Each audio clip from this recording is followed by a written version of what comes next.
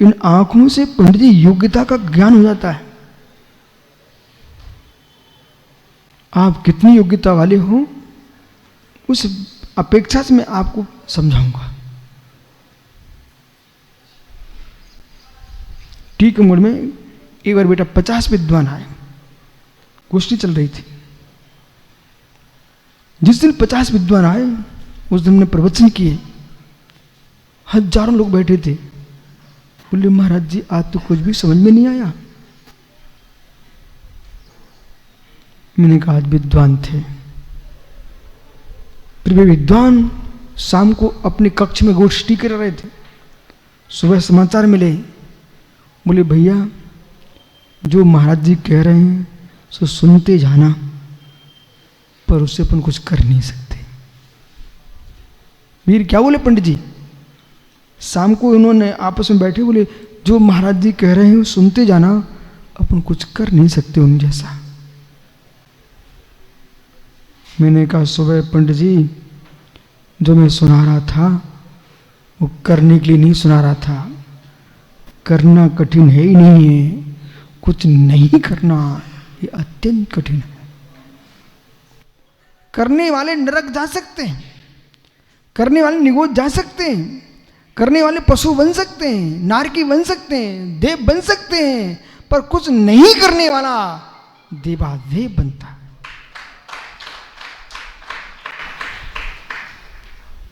शून्य हो जाना, शून्य हो जाना।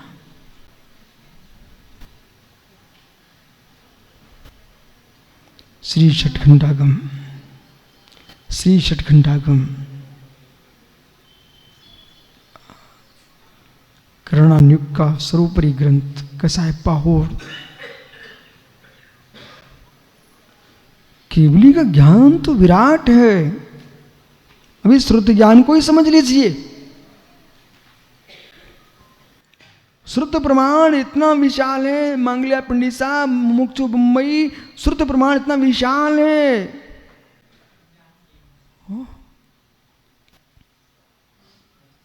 भगवान केवली का ज्ञान जो जानता है, श्रुति ज्ञान वो जानता है।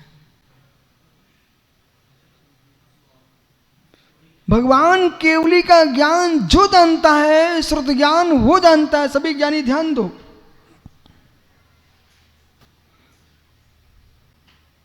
शाद्भात केवल ज्ञाने सर्वतत् प्रकाश ने भेद साक्षात दशाक्षा सवस्तम भवेत। मंच बोले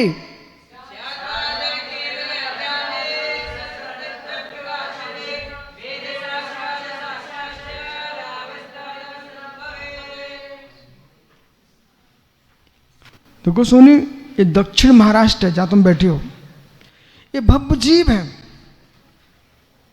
यदि समझ में नहीं भी आ रहा ना, इतनी श्रद्धा से सुन रहे, इतनी श्रद्धा सुन रहे हैं, ये उस आनंद को ले रहे हैं कि ज्ञान की व्याख्या कितनी हो सकती है।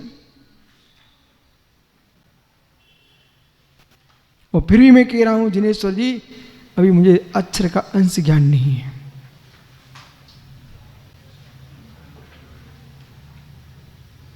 कोई मजाक नहीं है, सत्य है।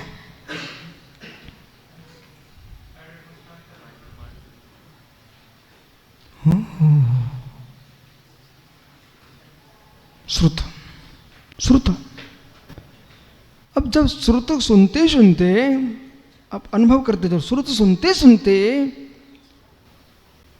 आप ही घर भूल गए। श्रुत सुनते सुनते सन्नाटा छा गया।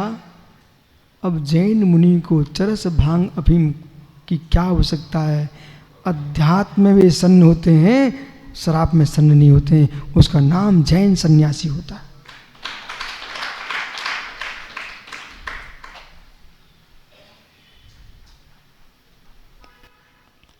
प्रमाण का आनंद तो श्रुत ज्ञान जो है, श्रुत ज्ञान जो है केवल ज्ञान जैसा जानता है, श्रुत ज्ञान जानता है। छह द्रवों को, छह द्रव्य गुण पर्यायों को केवल ज्ञान जानता है युगपत प्रत्यक्ष प्रमाण से। तो मित्र असाक्षात रूप से 6 द्रव्यों को मूर्तिक अमूर्तिक। एक सज्जन ने प्रचार कर दिया, पंडित जी बोले श्रुति ज्ञान से अमूर्तिक का ज्ञान नहीं हो सकता। हाँ, वे आत्मा के शत्रु थे और प्रचार किया, याद है आपको सुब्रत सागर जी, बोले श्रुति ज्ञान से अमूर्तिक का ज्ञान नहीं होता, बोले अरूपी का ज्ञान नहीं हो सकता। मैंने कहा भाई, हमने कहा भाई उस अनुभूति का ही तो निषेध कर रहे थे वो। आत्मा अनुभूति के द्वेषी लोग श्रुति ज्ञान में 6 द्रव्यों को नहीं जानते। मैंने कहा समझ ज्ञानी मत सत्यो निर्बंधेषु सर्व पर्यायसु, सूत्र बोलिए, मत सत्यो निर्बंध्यो द्रव्येषु असर पर्यायसु। मत श्रुति ज्ञान का जो निबंधन है, जिसे जैन दर्शन के तात्विक दृष्टि को समझना हो, संक्षेप में द्वादशांग समझना हो, तो तत्वांश सूत्र का गहनतम ज्ञान करना चाहिए। मध्य श्रुति ज्ञान जो है संपूर्ण द्रव्यों की असर पर्यायों को जानता है, सर पर्यायों को नहीं जानता, लेकिन जानता है।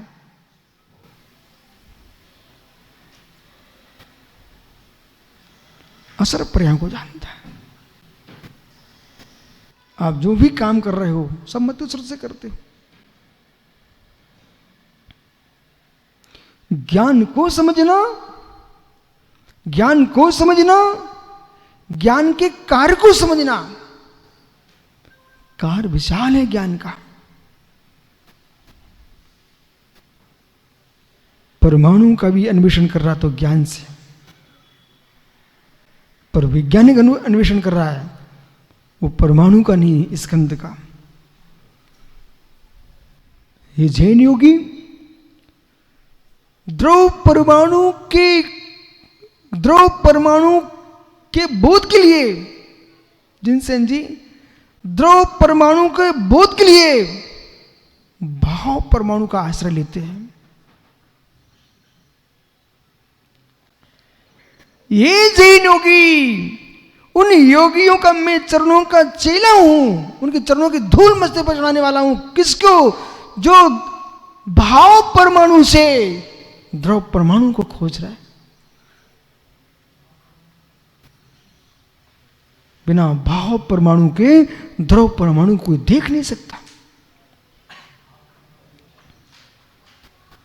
महात्मा निसंग सागर जी, अरे बालक विसारसत होते मैं बुलवा देता। बालक देख पढ़ने, भाव परमाणु के बिना द्रव परमाणु को देखने की क्षमता नहीं है किसी के पास।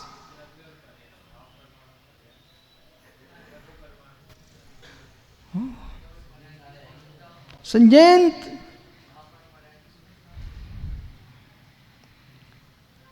पर्याय की सूक्ष्मता,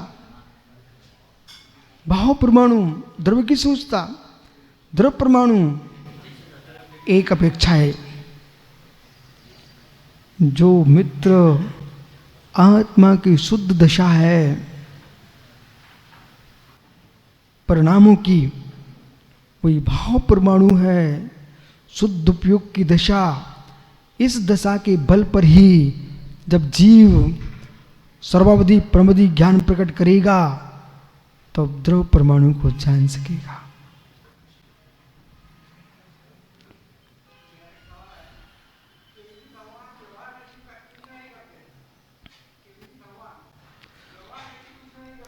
ऐसा बोलो दादाजी, केवली भगवान करते न विभार से न निश्चय से, ऐसा बोलिए आप।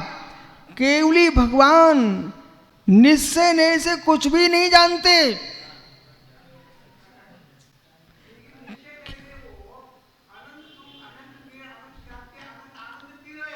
हाँ, अब दो पक्ष बट गए यहां पर, मैं बोलता हूं, अब ध्यान देना।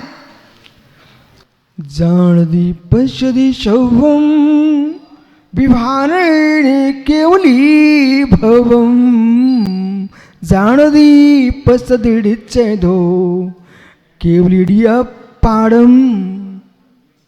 नियम सार में लिखा है केवली भगवान विभारने से संपूर्ण द्रव गुरु पर्यायों को जानते हैं, पर निश्चय नहीं से निज आत्मा को ही जानते हैं। इसलिए वे स्यात् सर्वज्ञ है, स्यात् आत्मज्ञ हैं। अब अगला पक्ष, कर्ता की दृष्टि से विभारने से केवली भगवान कुछ भी नहीं करते। पक्ष बदल रहा है।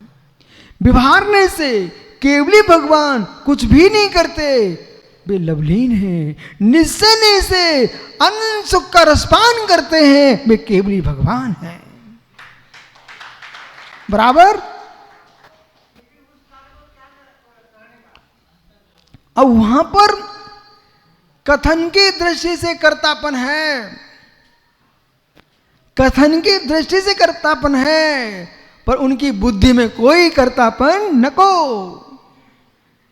कर्तापन नहीं, जो है सो है।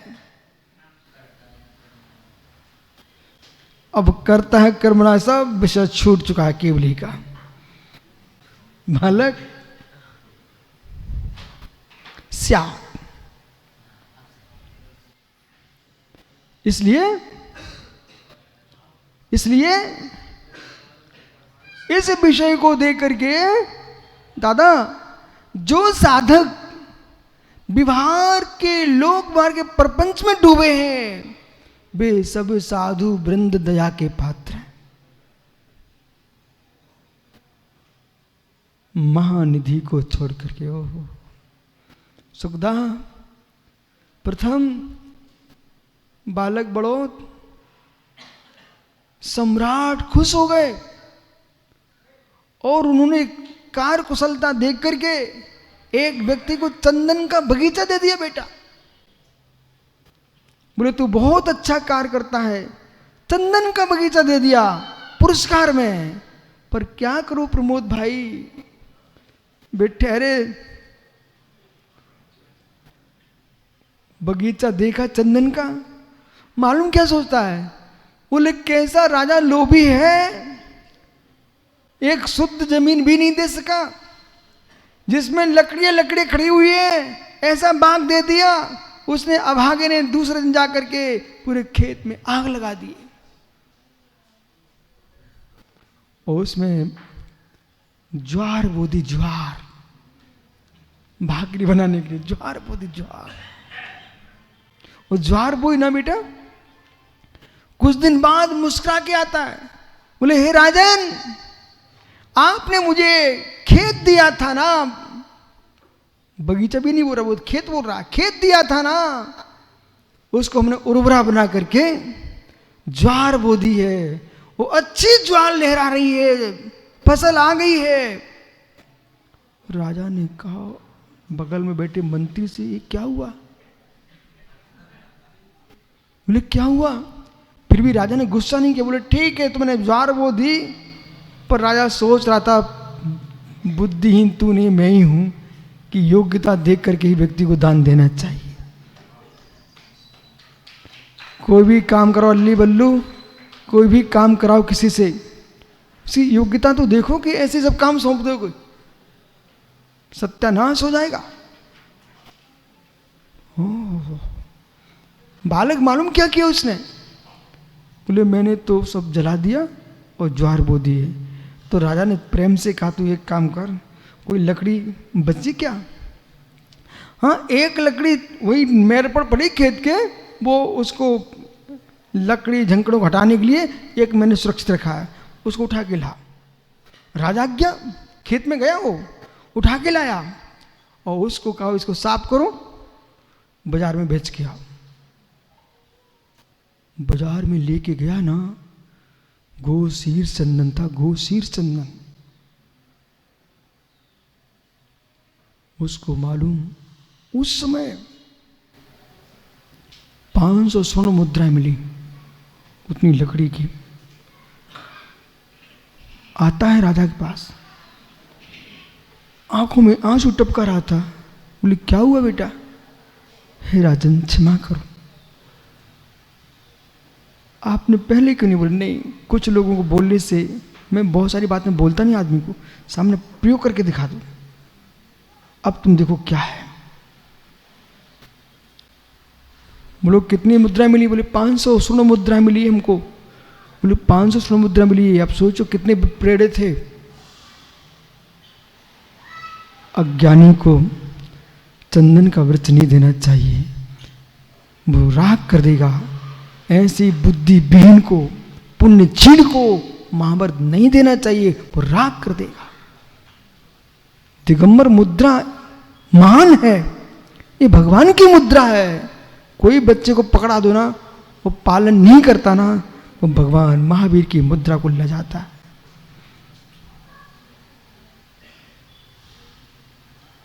ये तुम्हारे घर की मुद्रा नहीं है, ये जिन शासन की मुद्रा है। जिस मुद्रा से भगवान बना जाता हो, उस मुद्रा को तुम कहां भिखारी बना के बिठाए हो?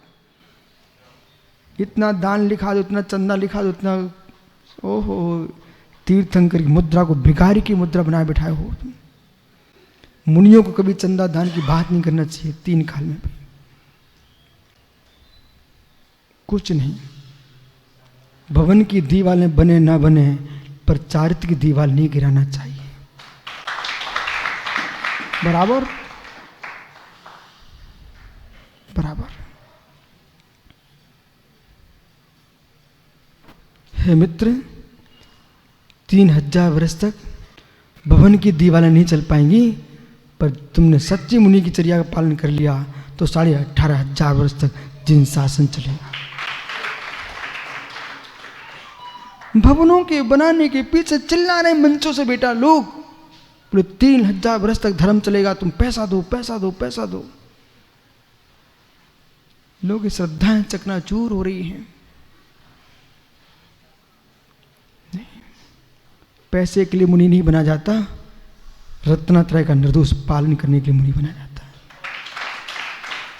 माताओं सुन रही कि नहीं? आर का माता जी बनना, लेकिन बन करके दिल्ली बंबई जाकर पैसा हुआ के मत लाना। यहाँ की भाकरी का आहार करना और साधना करना। लेकिन आपने सोचा मैं दिल्ली बंबई जाऊंगा, वहां से अच्छी सीटों को पकड़ के लाऊंगा, फिर यहाँ आकर तीर्थ बनाऊंगा। ऐसा नहीं सोचना, बिल्कुल नहीं सोचना।